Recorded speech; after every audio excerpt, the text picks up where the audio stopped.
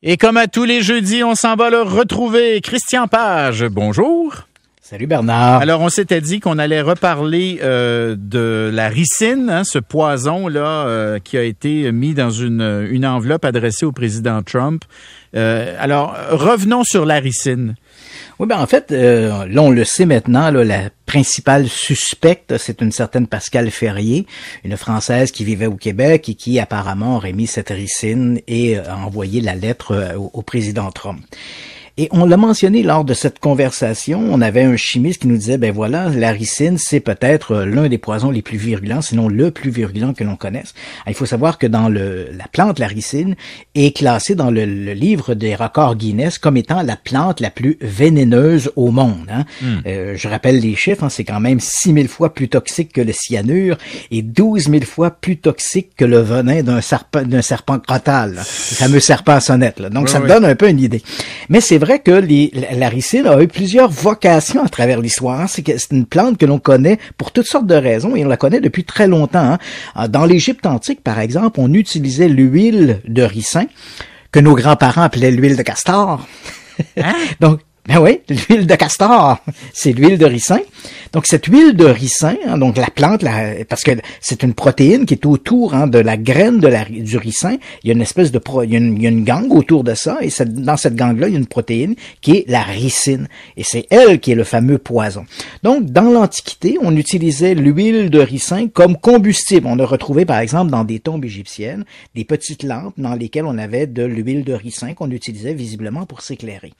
Ensuite, plus tardivement, on a découvert que l'absorption de l'huile de ricin entraînait une purgation, c'était également un laxatif. Et on l'a beaucoup utilisé dans ce sens-là. Et nos grands-parents, en tout cas pour moi, je me rappelle, nos grands-parents nous disaient, si t'es constipé, prends une cuillère d'huile de ricin, puis ça va passer ton truc. Et effectivement, ça a été très connu pour ses propriétés comme ça, laxatives.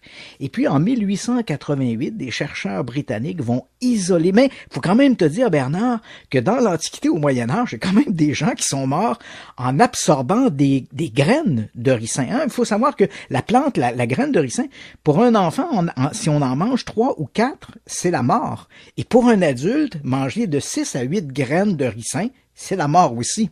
Donc, on a mélangé parfois dans des céréales, dans des consommations, on mélangeait des graines de ricin et ça l'entraînait la mort de l'individu qu'on voulait se débarrasser.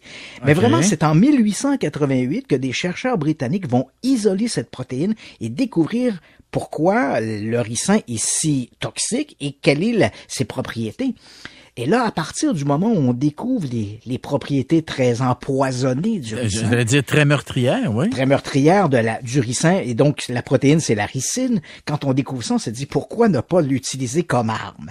Et effectivement, durant les années 40, les Américains, alors que commençait ce bras de fer entre l'Union soviétique et les Américains, la fameuse guerre froide, on s'est dit, est-ce qu'on pourrait pas utiliser le ricin comme une arme chimique? Bon, c'est un peu aberrant, mais Et elle a été utilisée? Non, on a étudié, mais on n'a pas la preuve qu'elle a utilisé. La première fois où le ricin va être utilisé, la ricine sera utilisée comme arme empoisonnée, ça nous amène dans une histoire de complot digne des meilleurs romans d'espionnage.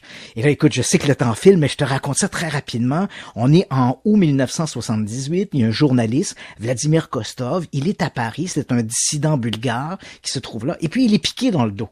Il se retourne, il est en train de sortir du métro Champs-Élysées, il se retourne, et là, il voit un homme qui le dépasse, mais il cherche plutôt des gamins. Il pense que c'est des adolescents qui lui ont lancé quelque chose dans le dos, mais ne trouve personne. Dans les heures qui suivent, il va développer une fièvre, des vomissements, il consulte, un médecin voit dans son dos le point d'une piqûre et lui dit c'est probablement une guêpe ou une abeille qui t'a piqué.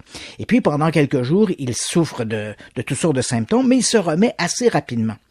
Et voilà qu'il apprend, là on est rendu le 11 septembre 1978, il apprend qu'un autre journaliste, un dissident lui aussi bulgare, Georgi Markov, est décédé dans un hôpital de Londres. Et Georgi Markov, lui, a raconté avant son décès qu'il attendait l'autobus sur un coin de rue.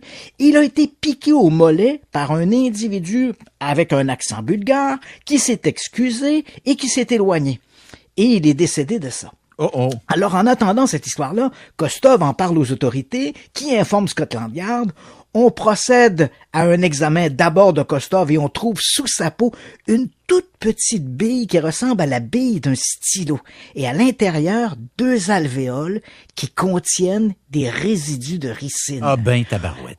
Les Britanniques, Scotland Yard demandent l'exhumation de Georgi Markov et on découvre également sous son mollet de manière épidermique cette petite bille, une bille identique, elle aussi contenant des alvéoles qui contenaient des résidus de ricine.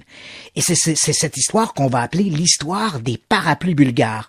On va apprendre plus tard par un politicien, un ancien bureaucrate bulgare, que en fait cette idée-là était d'empoisonner ces fameux journalistes dissidents qui s'étaient montrés très critiques par rapport à l'ancienne Union soviétique et le régime bulgare, et les services de renseignement, les services secrets bulgares avaient imaginé un plan diabolique où une aiguille était introduite dans la pointe d'un parapluie avec une petite bille qui contenait de la ricine, et c'est comme ça qu'on a empoisonné Kostov et ensuite Markov. Pourquoi Kostov a-t-il survécu? Parce qu'on le sait, c'est un poison qui est virulent.